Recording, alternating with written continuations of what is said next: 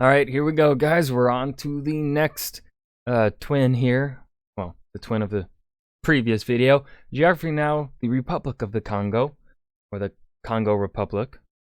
Don't know which way I think it's the Republic of the Congo, instead of, obviously, the other one's the Democratic Republic of the Congo, and I think it's just Republic of the Congo.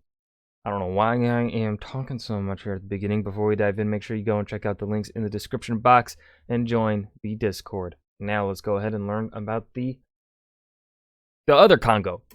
The Republic of Congo, also known as the DRC's smaller, richer, yet kind of angsty twin brother who totally had a thing for Russia for like 30 years. Nice. It's time to learn geography now! Hey everyone, I'm your host Barbie. Today we reached the second part of our twin country saga. In the last episode we talked about the massive Democratic Republic of Congo. Now let's head across the river and see what's on the other side, shall we? First off, the flag uses the Pan-Africanist movement colors and is the only one that utilizes a diagonal pattern. It's pretty simple, just a yellow diagonal band from the bottom left to the upper right, dividing two triangles, the upper one being green and the lower one being red. The green symbolizes the agriculture and forests, the yellow represents the friendship and nobility of the people, and the red stands for... Gotcha. The constitutional description actually leaves the red part unexplained and there is no official description. So that's that. Now let's dig No fucking way. Oh shit. I was looking forward to saying it with him. See what else we can find. Now, even though the Congos are close and similar, they have a lot of backstory that separates them. Think of it this way. They both grew up in the same house, but went to different colleges and have different jobs. The DRC was like, I have all the resources, I could just do whatever I want. But then whatever he wanted ended up in a continental war. Whereas the RC was like, capitalism is the poison of society and I'm totally mobilizing a state-run proletariat. Which ended up in capitalism anyway, kind of. Anyway, the country is That's typically what happens.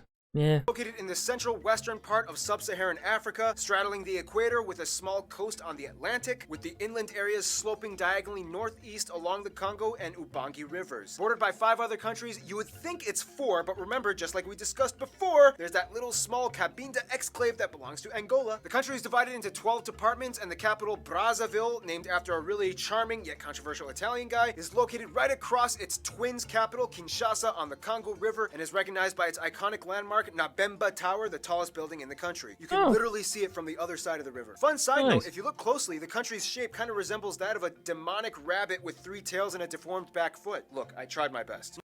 What the fuck, Barbie? What the fuck?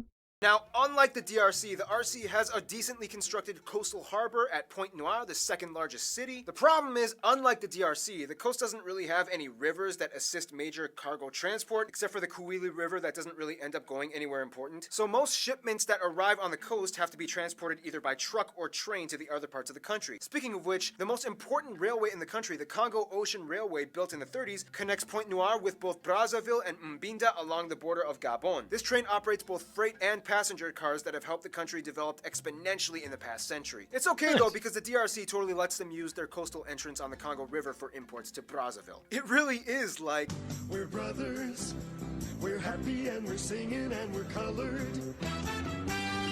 Give me a high five. Also, unlike the DRC, the country is also heavily urbanized. About 80% of the entire population only lives in a few major cities and towns along the train tracks, whereas the rest of the country is kind of sparse and... Well, I guess that makes sense because that's where the infrastructure is, right? The railways, and as he said, the rails are pretty important for the Republic of Congo here. Because that's how they get their resources. empty. The entire Likuala department has no road access to the rest of the country, and the only way to get in is to either go by river or by airplane. You know, you're actually better off just going to the Central African Republic, flying there, and then taking a boat down the Ubangi River instead of going through the jungles. The country has 2 international airports, one in Brazzaville and the other in Pointe Noire, as well as various unpaved landing strips for the remote communities outside of urban centers. As a former French colony, the RC has historically acted as a central hub for the Atlantic slave trade in the French division. With its useful harbor and convenient access to the inland regions, this country served as a strategically advantageous territory to both the inhabitants and the outsiders. Things got a little crazy the further inland you travel, though. Let's talk about that now in... The physical makeup of the RC is kind of like Mozart's Requiem. It starts off great and bold, but then the further you go, it just kind of stops and you have to kind of guess what the last part is. Oh, sorry, I forgot kids kind of watch this show. It's like the Lemony Snicket books and trying to figure out the story behind Beatrice. In a nutshell, as an equatorial country, the climate Do kids even still read those books though? feel like that's a dated reference there, Barbie. Showing our age. is typically warm and humid year-round. There are 2 rainy seasons, one taking place from March to May and the other from September to November, while June and August is typically the driest season. First of all, the country is generally flat along the coast and Hold on, I'm pulling out my phone to Google when those books were fucking written. Lemony Snicket. Yeah, no, that's fucking old, dude. Yeah, I knew these were old. Fucking the movie was 2004. I remember watching that. Yeah, Barbie, that reference there. These kids are kids. They probably didn't read those.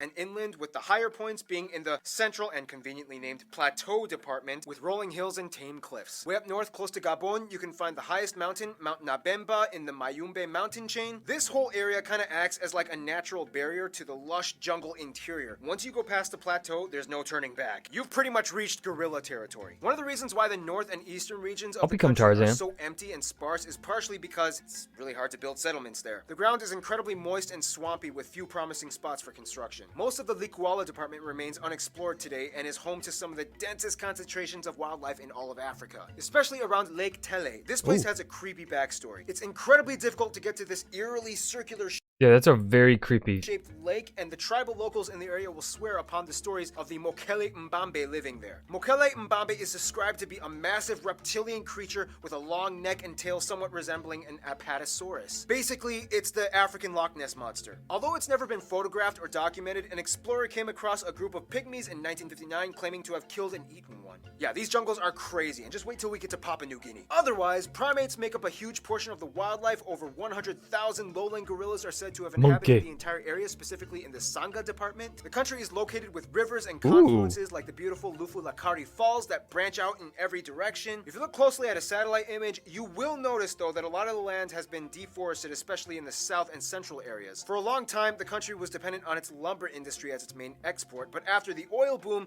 logging actually has been relatively lowered, and you can see the green vegetation claiming its domain adjacent to the tributaries and reservoirs that feed through the flat plains. Yeah, speaking of which, the country has seen a huge oil boom in the past few recent decades. In fact, at over 80%, oil and petroleum make up the majority of the country's export sector, especially with offshore reserves discovered shortly after independence. In fact, even though the RC is about 14 times smaller than the DRC, they have about 3 billion more in public revenue. Unlike their twin brother, agriculture doesn't play that much of a major role in the economy. Yes, most people live off of subsistence farming, but a larger portion of the country thrives off of industry and service jobs. The RC's GDP per capita is about 8 times higher than that of the DRC, and their overall international GDP index is about 60 spots higher. In short, they're a little more financially stable. Unfortunately, managing business can still be a challenge sometimes. Let's talk about the ones who run this country.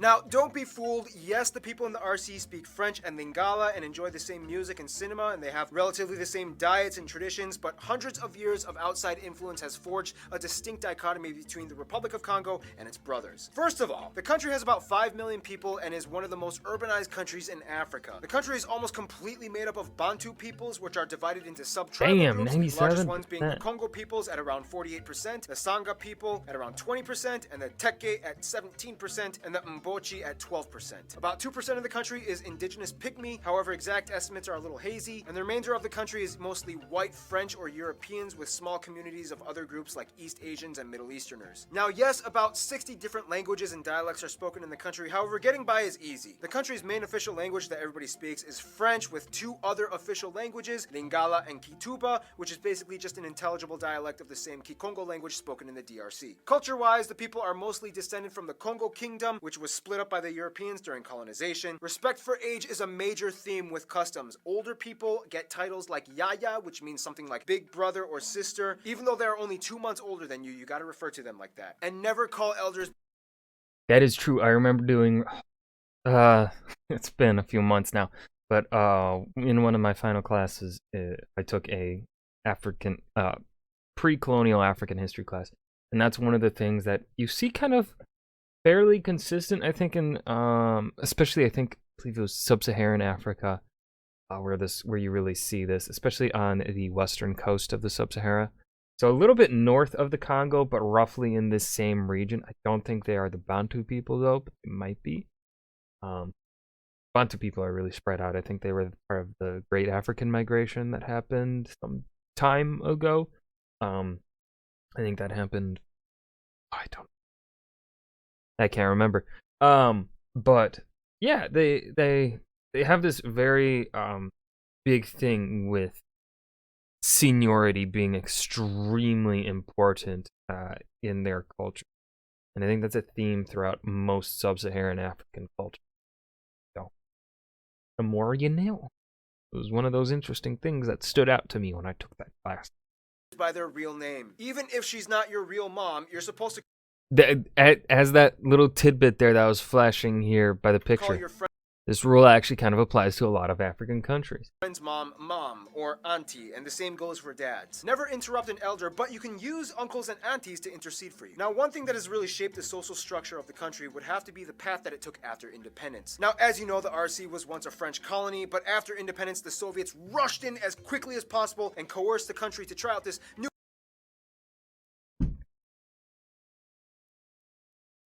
little thing called communism. And after an immediate coup that lasted only 3 days, the country decided, hey, let's align ourselves with the Eastern Bloc and follow a scientific socialist ideology influenced by the Soviets. They renamed themselves the People's Republic of Congo, used this flag inspired by the Soviet flag, and mobilized the military. And that's how, like Angola and Mozambique, the RC became the former Soviet Union's jolly little partner down south. China, North Korea, North Vietnam, and Cuba stepped in and introduced themselves. Keep in mind, this was before the Sino-Soviet split in the Vietnam War. Cuba even sent in troops to help train the militia, which would one day eventually overthrow the leader for another one, even though the country has a holiday named after that leader that they assassinated. Eventually, this led to a weird 3 decades of political repression and economic tension that ended with the expiration of the Friendship Pact in 1991 after the fall of the Soviet Union. Then things were a little awkward. They were like, So, I guess we're not like socialist or communist or whatever anymore. nah, man, I guess not. So should we like have a democracy or something or stuff?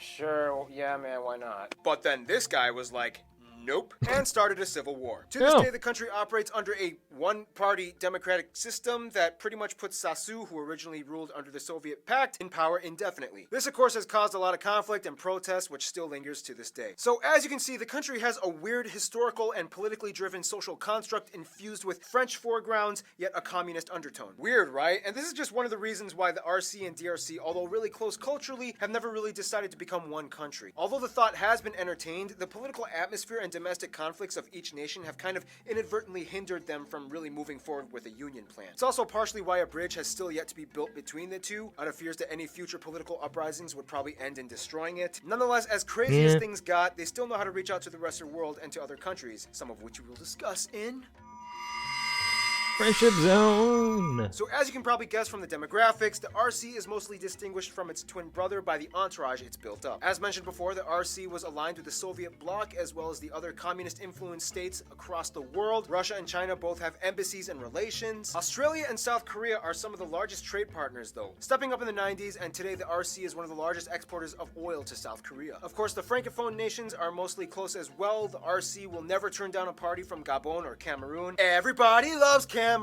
And although they're a little far off, the Ivory Coast is like, what's up, cuz? To which the RC is like, yo, you need to stop over more often, man. I got these killer dinosaur burgers I want you to try. In terms of their best friends, however, once again, they would probably say the Democratic Republic of Congo. These two brothers have been with each other through thick and thin even before colonialism. I'm waiting for a country that's like their best friend is not their best friend, you know, so like say the DRC is best friends with the RC, but the RC actually considers some like Cameroon as their best friend. That would be some drama. I'm waiting for it. They speak the I don't think it's happened yet. same, they eat the same, they live the same. It's just, you know, one side has a few ideas about social trajectory that differ from the other. In conclusion, the RC may be smaller than its twin brother, but it definitely does not waver in stories to tell, places to see, and legends to explore. Stay tuned, Costa Rica is coming up next. And that was Geography Now, the Republic of Congo, or Congo, parenthesis, Republic, close parenthesis. I hope you guys enjoyed. I certainly did. Remember to hit that like button and subscribe for more. And I'll see you guys in the next video. Peace.